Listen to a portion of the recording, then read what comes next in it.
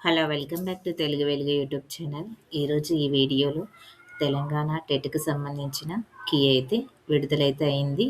ఇది maths papers అయితే చూద్దాము. మ్యాథ్స్ అండ్ సైన్స్ వాళ్ళు రాసినటువంటి 4థ్ జనవరి 2026 షిఫ్ట్ 1లో వాళ్ళు రాసిన పేపర్‌నైతే చూద్దాము. ఈ ఈ పేపర్‌లో ఏవైనా మిస్టేక్స్ ఉన్నాయా అనేది మన తెలుగు సబ్జెక్ట్ కాబట్టి తెలుగులో ఏమన్నా మిస్టేక్స్ ఉన్నాయా అనేది నేనైతే చెక్ చేస్తాను. మిగతా సబ్జెక్ట్ మీ కంటెంట్‌ని మీరైతే ఒకసారైతే చెక్ చేయండి. ఇక సైకాలజీ బిట్స్ కూడా ఏమైనా ఉంటే నాకు తెలిసినవైతే నేను చెప్తాను. మీకు తెలిసినవి ఏమన్నా ఉంటే మిస్టేక్స్ ఉన్న క్వెషన్స్‌ని కామెంట్ అయితే చేయండి. ఇక వీడియోలోకైతే వెళ్ళిపోదాము. ఫస్ట్ టైం మా ఛానల్ చూస్తున్నట్లయితే సబ్స్క్రైబ్ అయితే చేసుకోండి. పక్కనే ఉన్న బెల్ ఐకాన్ ఆన్ చేసి పెట్టుకోండి. నేను పెట్టే ప్రతి వీడియో మీకు నోటిఫికేషన్ రూపంలో అయితే వస్తుంది. ఇక తెలుగు వెలుగు యూట్యూబ్ ఛానల్ టెట్, డిఎస్సికి సంబంధించిన అప్డేట్స్‌ని అయితే అందిస్తుంది. ప్రీవియస్ పేపర్స్, సిలబస్ ఏ ఏ న్యూస్ వచ్చినా గానీ అప్డేట్స్ అయితే మా ఛానల్‌లో ఉంటాయి. మీరు ఫస్ట్ టైం చూస్తున్నట్లయితే ఛానల్‌ని సబ్స్క్రైబ్ అయితే చేసుకోండి. ఇక సైకాలజీ బిట్స్ చూడండి. ఈ క్రింది అంశాలలో దేని వివరణలో పెరుగుదల కంటే వికాసము అనే పదాన్ని ప్రాధాన్యత ఇవ్వబడింది అనైతే ఇచ్చారు. ఉద్వేగము, సాంఘికత, మోరల్ ఇవి మొత్తము ఉద్వేగాన్ని, సాంఘిక, నైతిక అని ఇవ్వడం పెరుగుదల వికాసానికి ప్రాధాన్యతని ఇచ్చారు. ఇక అస్మా తన కుమార్తెలో వికాస మార్పుల గురించి ఆలోచిస్తోంది.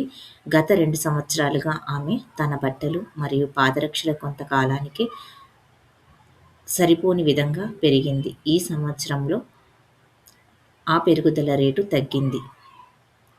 ఈ సందర్భంలో సంబంధిత పెరుగుదల మరియు వికాస సూత్రం పెరుగుదల, వికాసము ఏకరీతిలో సాగలేదనే సూత్రం. అవును.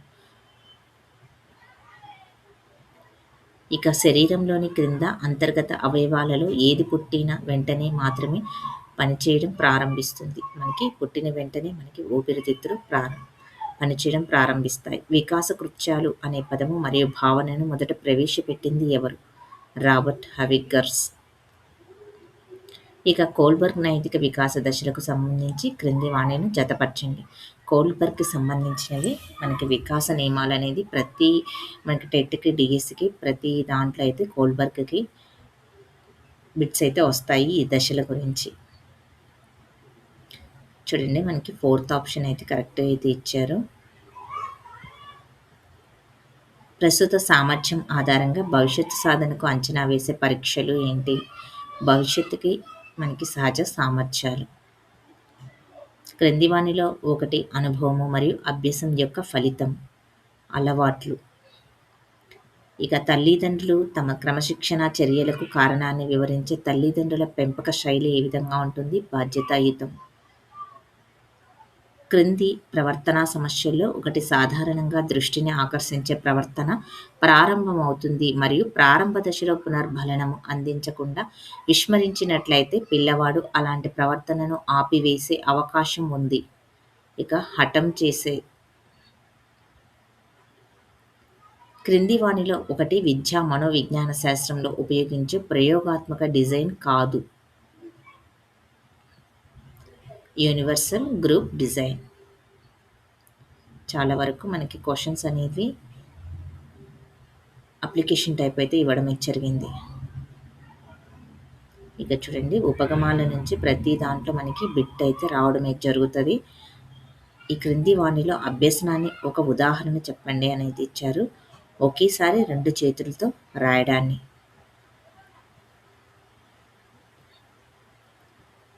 ప్రతిభావంతమైనటువంటి అభ్యసనానికి క్రింది ఈ సంసిద్ధత ముఖ్యమని థార్న్డైక్ సూచించారు. ప్రతిభావంతమైన దానికి శారీరక సంసిద్ధత ఉండాలి, మానసిక సంసిద్ధత రెండు కరెక్ట్. శాస్త్రీయ నిబంధన యొక్క ఈ సూత్రం అభ్యసన అణచివేయబడుతుంది కానీ మరచిపోబడదు అనే విషయానికి మద్దతునిస్తుంది అనేది యత్నసిద్ధ వాస్తవ్యం. కార్యసాధక నిబంధన క్రింది వాటిలో ఏది ఎక్కువ ప్రాముఖ్యత కలిగి ఉందో గుర్తించండి. మనకి ప్రవర్తన యొక్క పరిణామం. ఇక్కడ 6 ఏళ్ల రితిక వంటగదిలో ఉన్న తన తల్లి దగ్గరకు ఒక డబ్బాతో వచ్చి మూత తీయమని తాను తెరవలేకపోయానని అడిగింది. ఆమె తల్లి గరిటెతో మూత తెరిచింది. రితిక గంటెను వంట కోసము ఉపయోగిస్తారని అనుకునేది కానీ దాని ఆకారం కారణంగా ఇలాంటి పనికి ఉపయోగించవచ్చని తెలుసుకుంది. ప్రియాజే ప్రకారము రీతిలో జరిగినటువంటి సంచానాత్మక ప్రక్రియ ఏమిటి? అనుగుణ్యత.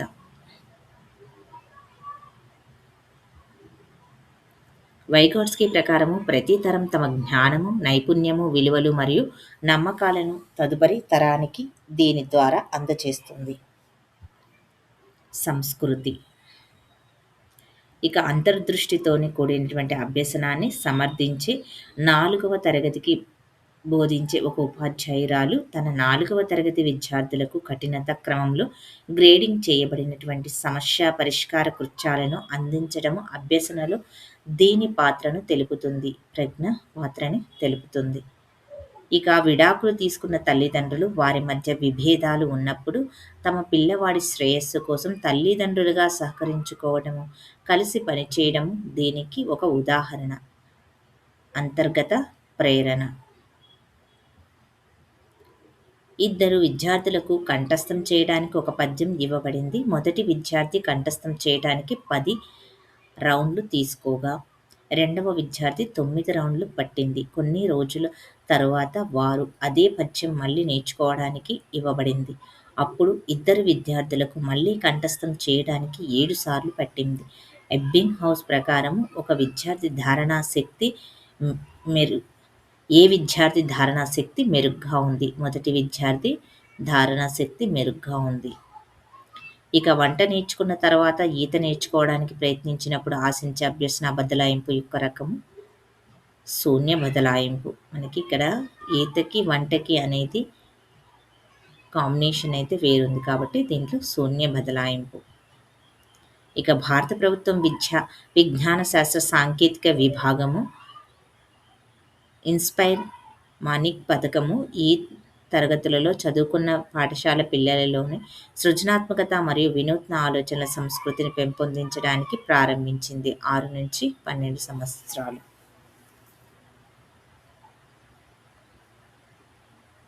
విచారణ ఆధారిత అభ్యసనానికి సంబంధించి సరికాని స్టేట్మెంట్ని గుర్తించండి. ఇది ఉపాధ్యాయ కేంద్రీకృతమై ఉంటుంది. తరగతి గది సందర్భంలో సమూహంకు సంబంధించి సరికాని స్టేట్మెంట్ని గుర్తించండి. సమూహం అనేది కేవలం వ్యక్తుల సముదాయము. ఇక నిశ్శబ్ద వాతావరణంలో ఏదో సరిగ్గా లేదని గుర్తించడం దీనికి ఒక ఉదాహరణ. అంతర్దృష్టి ఆలోచన. బోధన యొక్క ఈ దశ ఉపయోగించిన పద్ధతులు మరియు సాధనాల ప్రభావాన్ని ఉపాధ్యాయునికి తెలియజేస్తుంది. Post active. క్రింది వానిలో ఒకటి అభ్యసన పరిసరాన్ని విద్యార్థికి అభ్యసన వనరుగా చేయదు. చాలా ఎక్కువ కష్టతరమైన స్థాయి పనులు. క్రింది వానిలో ఒకటి ప్రభావవంతమైన తరగతి గది నిర్వహణ యొక్క ప్రాథమిక లక్ష్యము. అభ్యాసకులందరి అభ్యసనాన్ని ప్రోత్సహించడం. ఇక బాల్య వివాహ నిషేధ చట్టం 2006 ప్రకారం క్రింది వానిలో ఏది బాల్య వివాహం కిందకు వస్తుంది? మనకి 3 ఆప్షన్స్ కరెక్ట్ అయితే ఇచ్చారు. అబ్బాయికి 21 సంవత్సరాల కంటే తక్కువ మరియు అమ్మాయికి 18 సంవత్సరాల కంటే తక్కువ ఉన్న వివాహం. ఇక అబ్బాయి 21 సంవత్సరాల కంటే ఎక్కువ మరియు అమ్మాయి 18 సంవత్సరాల కంటే తక్కువ ఉన్న వివాహం. అబ్బాయి 21 సంవత్సరాలు తక్కువ మరియు అమ్మాయి 18 సంవత్సరాల కంటే ఎక్కువగా ఉన్న వివాహం. ఇక మనకి 3 సరైన సమాధానాలు అనేది ఇచ్చారు. క్రింది వానిలో ఒకటి సాధారణీకరణం కానిదేది? ఆకాశము నీలం రంగులో ఉంటుంది. ఉచిత విద్యా నిర్బంధ విద్యకు బాలల హక్కు ఆర్టీఏ చట్టం 2009లోని సెక్షన్ 11 ప్రకారం సంబంధిత ప్రభుత్వ ఈ పిల్లలందరి పూర్వ బాల్య సంరక్షణ మరియు విద్యను అందించాలి అనేది చెప్పడమే జరిగింది. 3 సంవత్సరాల కంటే ఎక్కువ వయసున్న వారికి 6 సంవత్సరాల వయసు పూర్తి చేసే వరకు పూర్వ బాల్య విద్యను అయితే అందించడం అయితే జరిగింది. ఇక తెలుగు చూద్దామండి. తెలుగులో మనకి 30 బిట్స్ అయితే ఉంటాయి. కంటెంట్ అండ్ మెథడాలజీ కలిపి.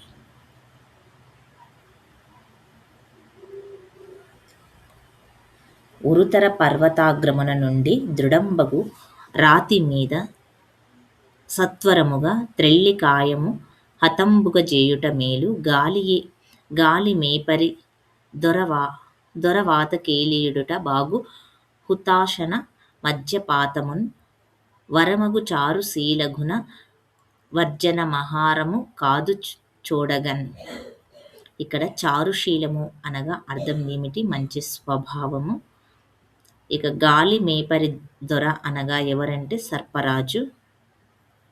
ఎత్తైన పర్వత శిఖరం అనే అర్థాన్ని ఇచ్చే పద సమూహం ఏమిటి?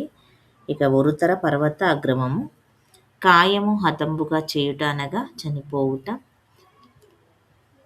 ఇక గద్యం ఇచ్చారు పాల్గురి సోమనాథుని గురించి. ఈ గద్యాన్ని ఇచ్చి కొన్ని బిట్లయితే ఇచ్చారు. పాడటమే లక్ష్యంగా గల సాహిత్యం ఏది? దేశీ సాహిత్యము. ఇక ఏ భాష పరిణామశీలమైనది అంటే నిత్య వ్యవహార భాష.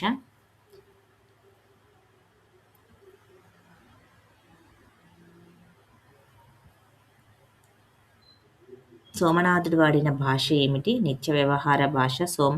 సోమనాథుడు స్వీకరించిన జాతీయ ఛందస్సు ద్విపద. క్వశ్చన్స్ అయితే ఈ విధంగా ఇచ్చారు. ఇక్కడ చూడండి, ఫస్ట్ క్వశ్చన్ అనేది పాడటమే లక్ష్యంగా గల సాహిత్యం ఏది అని ఇచ్చారు.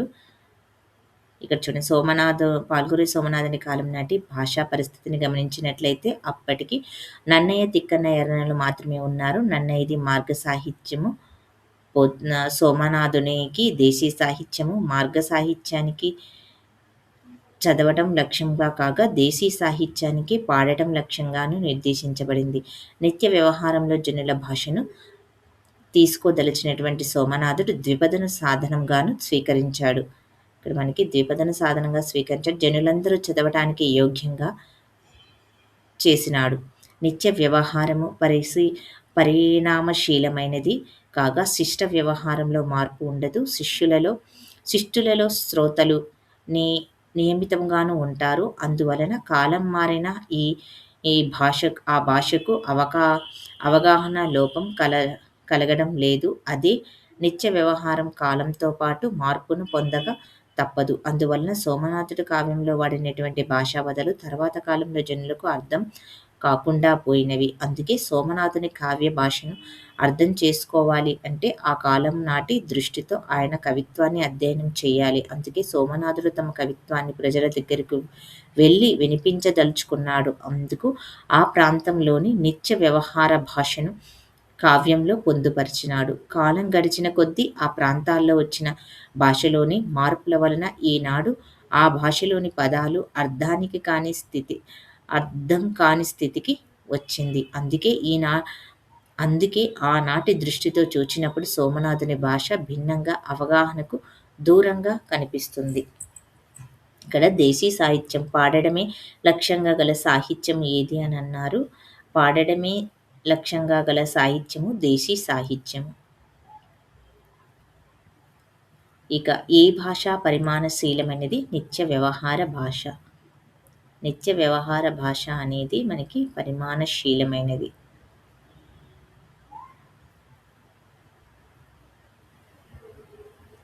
నిత్య వ్యవహార భాష మనకి పరిమాణశీలమైనది.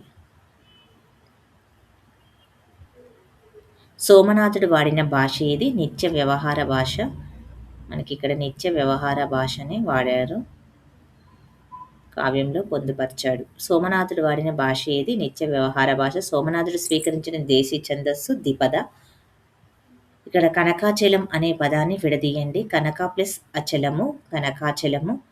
ఇక్కడ మనకి సవర్ణ దీర్ఘ సంధి అయితే వస్తుంది. పరపదము పూర్వపదం మీద రావడం వలన ఏకాదేశం అయింది కాబట్టి ఇక్కడ ఆ అనే అచ్చులు మనకి దీర్ఘం ఏర్పడింది. క్రింది వానిలో తత్పురుష సమాసం కానిదేది అనేది ఇచ్చారు. అన్యోన్యము, అన్యాయము, అహింస, అధర్మము అని. ఇక్కడ అనాయాసము, అహింస, అధర్మము, అన్యోన్యము అనేది కాదు. ఇక ప్రియాటోపములోని సమాసం ఏమిటి? ప్రియాటోపము విశేషణ పూర్వపద కర్మధారయ సమాసము. విప్రాయ ప్రకటన వ్రతాయ భవతే విష్ణుస్వరూపాయవే పాదలోనిది ఏ పద్య ఛందస్సు అనేది ఇచ్చారు. శార్దూలం మీరు ఇక్కడ కౌంట్ అయితే చేసుకోండి. 19 అక్షరాలు అయితే ఉండాలి. 1, 2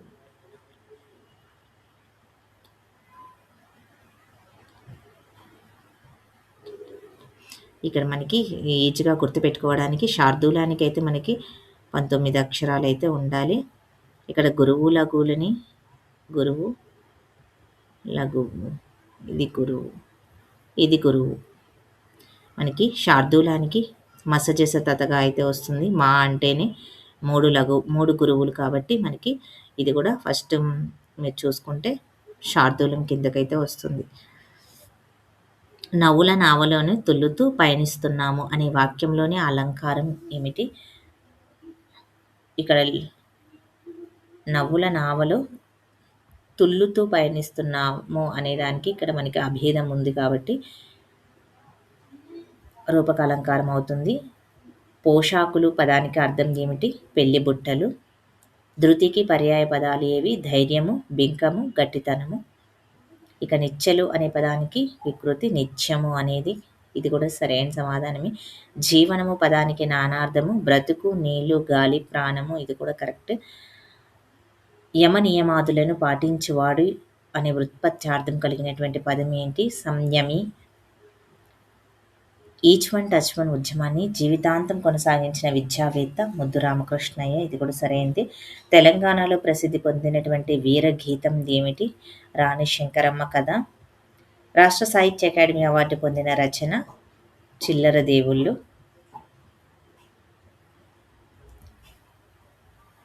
మహాలక్ష్మి ముచ్చట్లు మనకి పాకాల యశోదారెడ్డి రాశారు. లొంక రామేశ్వర శతకం రచించింది ఎవరు? నంబి శ్రీధర్ రావు. సహజ పండితుడు పోతన. ఇక్కడ రచయితలను వారి రచన గ్రంథాలను జతపరచము అనేది ఇచ్చారు. స్టట్వర్డ్ మనకి రచించింది linguistic change. Krishnaswami modern linguistic. Hockett అనేది a course in modern linguistics. ఉత్తమ శ్రవణ లక్షణాలు సరైన వారిని గుర్తించండి. మనకి స్వరభేదము, ధ్వని ఉత్పత్తి విధానాన్ని గమనించడం అనేది ఇచ్చారు. విద్యార్థి సాధించాల్సిన విద్యా లక్ష్యాలు నెరవేరడానికి పాఠశాల నిర్వహించే కార్యకలాపాల సమూహమే విద్యా ప్రణాళిక అనే అభిప్రాయం వెలిబుచ్చిన వారు ఎవరు? పౌల్ హార్టస్. సూక్ష్మ బోధనను సిద్ధాంతీకరించిన శిక్షణకు అనుకూలం చేసిన వారు ఎవరు? హౌరాస్ అబర్టైన్. పఠన శ్రవణ ద్వారా జ్ఞాన సముపార్జనకు తోడ్పడే జ్ఞానేంద్రియాలు చెవి, కన్ను. నిరంతర సమగ్ర మూల్యాంకనాన్ని ప్రతిపాదించిన సంస్థ కేంద్ర మాధ్యమిక విద్యా సంస్థ. ఇక ఇంగ్లీష్ బిట్స్ అయితే మనకి కంటిన్యూషన్ అయితే ఇచ్చారు. ఇక ఇవి కూడా 30 బిట్స్ అయితే ఉంటాయి. దీంట్లో మనకి 24 బిట్స్ అయితే కంటెంట్ నుంచి ఉంటుంది. మిగతా 6 బిట్స్ మెథడాలజీ నుంచి అయితే ఉంటాయి. మీరైతే ఒకసారి అయితే చెక్ చేయండి.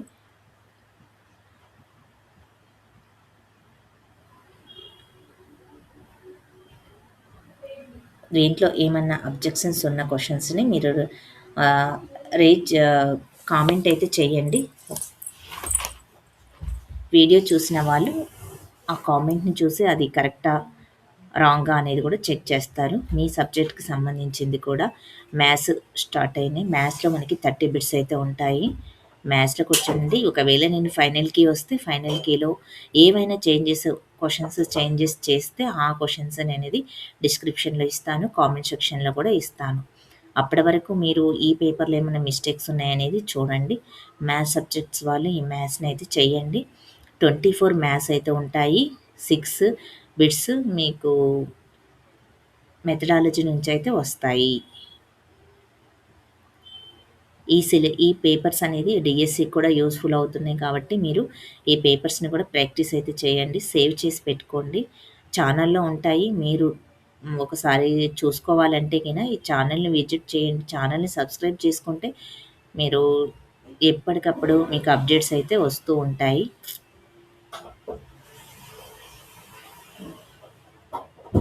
ఇక సైన్స్ బిట్స్ చూడండి. సైన్స్ బిట్స్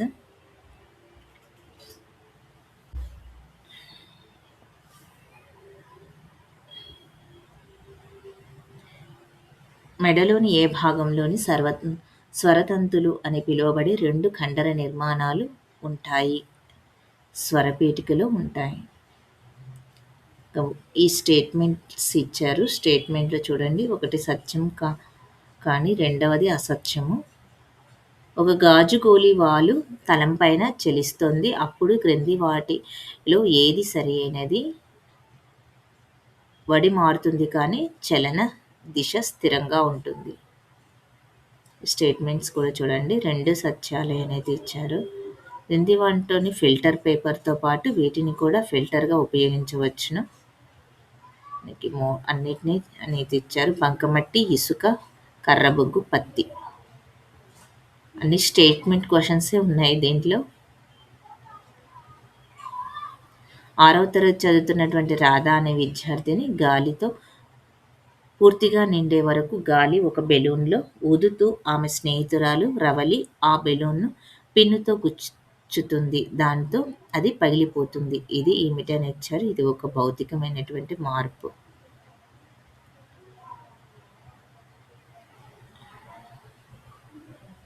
నీలిరంగు, తెలుపు రంగు కాంతి పరిక్షేపణానికి ఉపయోగిస్తారు.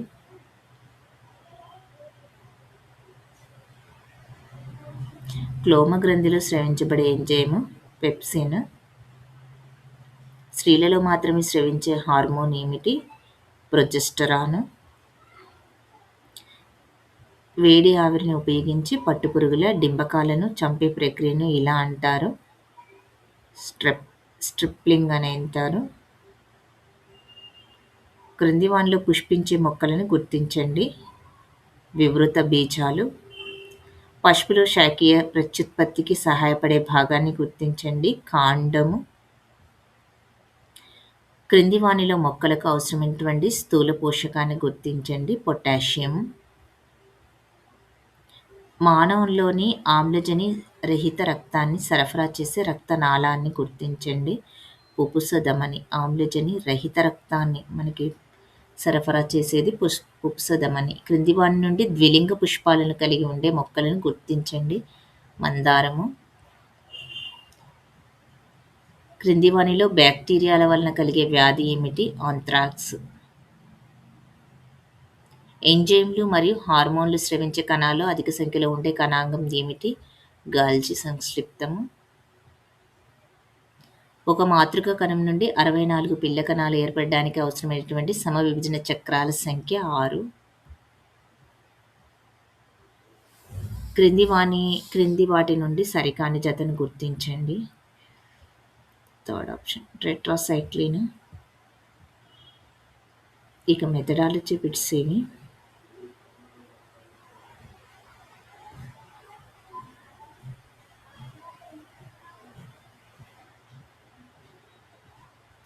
వీడియో నచ్చితే లైక్ చేయండి, షేర్ చేయండి, హైప్ ఆప్షన్లో పాయింట్స్ అయితే ఇవ్వండి. మళ్ళీ మీకు ఇలాంటి వీడియోస్ అనేది ప్రీవియస్ పేపర్స్ అనేది అప్లోడ్ చేస్తాను. మీరు టెట్ డిఎస్సికి సంబంధించిన అప్డేట్స్ అన్నీ ఛానల్లో ఉంటాయి. మీరు ఇచ్చేది పేపర్లో నాకు ఒక లైక్ మాత్రమే. దీంట్లో అయితే మనకి అబ్జెక్షన్స్ రేజ్ చేసే క్వశ్చన్స్ ఏమేమి ఉన్నాయో కామెంట్ అయితే చేయండి. ఇక్కడ ఈ పేపర్లో మనకి మల్టిపుల్ కరెక్ట్ ఆన్సర్స్ అయినా యాడ్ స్కోర్స్ అయినా కానీ మనకి ఇవ్వలేదు. ఇంకా ఫైనల్ కీ వరకు అయితే వెయిట్ అయితే చేయండి. ఫైనల్ కీలో ఏమైనా చేంజెస్ ఉంటే కింద మీకు అప్డేట్ అయితే ఇస్తాను. ఛానల్ని సబ్స్క్రైబ్ అయితే చేసుకోండి. Thank you. మళ్ళీ నెక్స్ట్ వీడియోలో కలుసుకుందాం.